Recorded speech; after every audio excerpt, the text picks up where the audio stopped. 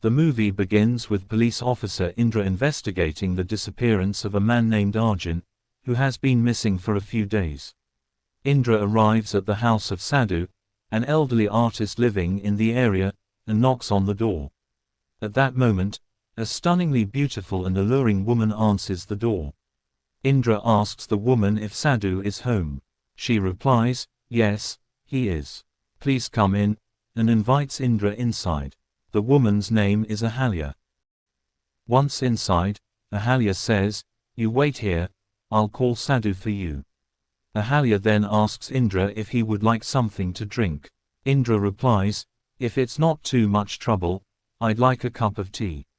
As Ahalya heads inside to prepare tea, a small set of figurines displayed on the table suddenly falls to the ground.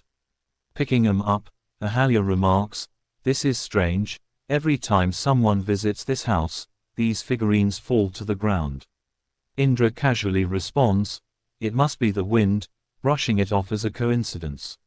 While collecting the figurines, Ahalya speaks softly to them, almost as if addressing them directly, "Please don't trouble me again." She then goes further inside the house to call Sadhu. Left alone, Indra glances at the figurines. One of them catches his eye. It looks remarkably similar to Arjun, the man he's searching for. Nearby, Indra notices an unusual, beautiful stone encased in a glass box. His curiosity is piqued as he stares at it. While he's examining the box, the figurine resembling Arjun suddenly falls to the ground again.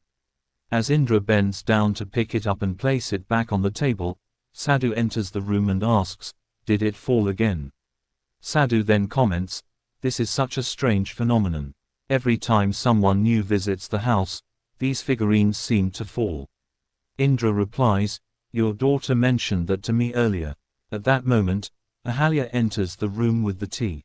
Sadhu chuckles softly and says, "She's not my daughter, she's my wife." Startled, Indra immediately apologizes for the misunderstanding, to which Sadhu replies, "Don't worry about it. Everyone tends to think the same when they meet her for the first time." He continues with a sly smile, "I keep telling her she should find a young, good-looking man to marry, but she never listens." As Ahalya hands Indra the cup of tea, she lightly and subtly brushes her fingers against his, almost deliberately. Indra flinches slightly and looks at her, startled by the intimate gesture. Sadhu, seemingly oblivious, says with a laugh, "You know, Inspector, if I can still manage to impress her in bed, I must have some purpose in her life after all." Indra, uncomfortable and suspicious, takes the tea, glancing between Sadhu and Ahalya, unsure of what to make of the strange atmosphere. Ahalya tells Sadhu to stop making inappropriate jokes and asks if he'd like some tea as well. Sadhu replies, "No, I'll pour myself a small glass of whiskey," and gets up from the table. While he steps away, Ahalya sits down on the carpet near Indra and, with a subtle and intentional gesture, lightly touches his foot. Indra, caught off guard, glances at her briefly, trying to mask his reaction.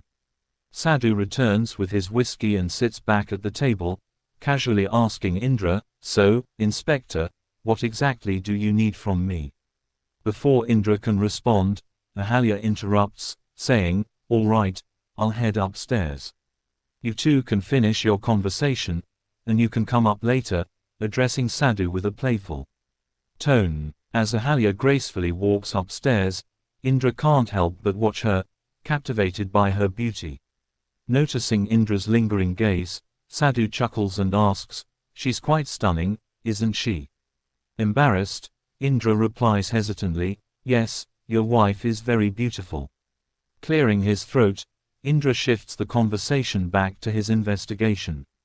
"I should get to the point," he says, pulling a photograph of Arjun from his pocket. He hands it to Sadhu and asks, "Do you recognize this man?" Sadhu studies the photograph for a moment before replying, "Yes, I met him a few days ago. He came to see me. In fact, the figurine you noticed earlier was modeled after him." Surprised, Indra asks, "Really? What happened when he came to see you?" Sadhu leans back in his chair and sighs, "Well, Inspector, I'll tell you, but I'm not sure if you'll believe me. He continues, Arjun was someone I knew reasonably well. He even helped me with some of my work. Intrigued but cautious, Indra listens closely, sensing that there's more to Sadhu's story than meets the eye. Sadhu begins recounting his story to Indra, his voice taking on a more serious tone. One day, Arjun came here asking me for money. Unfortunately, I didn't have any to spare at the time. That's when he proposed something. He suggested we could sell an ancient artifact I had told him about before, an incredibly rare gem called the Thiruvana stone. He believed it would fetch a fortune. Sadhu gestures toward a small glass box on the table, containing the mysterious stone. Its surface glows faintly under the light, exuding an almost hypnotic allure. Indra reaches out to pick up the stone, but Sadhu quickly stops him. No, don't touch it, he says sharply. This isn't an ordinary gem. It carries a strange and dangerous power. Many who have tried to take it have faced unforeseen consequences. Indra frowns, puzzled by Sadhu's warning.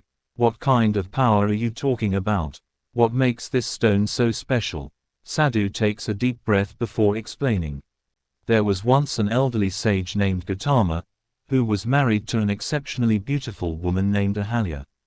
Her beauty was so extraordinary that even the gods themselves couldn't resist her charm. One such god, Indra, became infatuated with Ahalya. Consumed by his desire, Indra disguised himself as Gautama and approached her. Ahalya, deceived by the disguise, unknowingly united with the god. When Gautama discovered what had happened, he was enraged. Overcome with fury, he cursed both Ahalya and Indra. Ahalya was turned into stone, destined to remain that way until the curse could be broken. And as for Indra, the sage cursed him to live with eternal shame. Sadhu points to the Thiruvana stone, his expression grim. This stone is said to be a fragment of the rock that Ahalya was turned into. It carries the remnants of that curse, along with the strange, seductive power of her beauty. Sadhu continues, when Arjun came here, I warned him not to touch the stone. But he didn't listen. The moment he held it, something changed. The stone has a way of granting people the deepest desires, but always at a cost. For Arjun, it gave him a new identity, a new face. To the outside world, he no longer appeared as himself. Instead, the stone transformed him into someone else entirely. Indra leans forward, intrigued. You're saying the stone altered his appearance. Why would he want that? Sadhu sighs. Arjun was desperate. He was drowning in debt and running out of options. With his new identity, he could leave his old life behind. I believe he's using this as an opportunity to disappear and start fresh, hiding from his creditors. From that day onward, Arjun never came back to meet Sadhu. However, Indra refuses to believe the story you just mentioned. Indra says that because of Arjun's disappearance, he might have to take you into custody. At that moment, Ahalya, who had gone upstairs, shouts to Sadhu, saying, I forgot my phone downstairs. If you're coming up, bring it with you. So, Sadhu tells Indra, if you think I'm lying, take this stone, picture my image in your mind, and go upstairs with this phone and give it to Ahalya. Maybe then you'll understand something. Indra laughs it off as a joke, and Sadhu asks, why? Are you scared? After a brief moment, Indra takes the stone, imagines Sadhu's image as instructed, picks up Ahalya's phone, and heads upstairs to give it to her. When Indra enters Ahalya's room, he sees her lying gracefully on the bed, reading a book. As Indra quietly approaches the room to hand over the phone, he catches a glimpse of his reflection in the mirror. That's when he realizes something unbelievable. He sees Sadhu's image in the mirror instead of his own. Startled, Indra quickly turns around to see if Sadhu followed him into the room, but he realizes that his own reflection has changed to resemble Sadhu. At that moment, Ahalya asks, how much longer are you going to keep talking with that policeman? As the story unfolds, Sadhu is lying down peacefully when Indra pulls Ahalya onto the bed. After that, Why did you lie to that policeman earlier, saying that I am powerless to do anything properly in bed? Then Ahalya replies, quickly send that policeman away and come back to me. Indra, confused about what's happening, decides to leave the room quickly and come back later.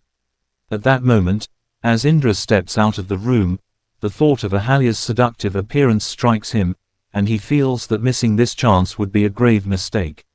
So, Indra returns to Ahalya's room. Seeing Indra re-enter in a calm manner, Ahalya stretches out her arms and says, "Come to me quickly." At that moment, as Indra embraces Ahalya, the next thing we see is that Indra is trapped in a dark place. He screams, unable to escape.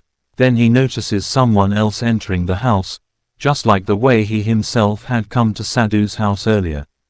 Sadhu shows the newcomer the same statues that he had once shown Indra, explaining their significance. At this point, Indra realizes what is about to happen to this person as well. He shouts to warn the newcomer, but his efforts are in vain. He collapses to the ground, and just like before, Ahalya appears and picks up Indra, who is now turned into one of the statues. Ahalya says, "Are you trying to act up again? Don't try to mess around too much." She then leaves to fetch tea for the newcomer. This reminds us of how, earlier, when Indra arrived at the house, the statue of Arjun fell in the same way. Arjun, too, had tried to warn Indra of the danger. However, as everyone moves inside, Indra screams, "Please save me." With that, the movie ends.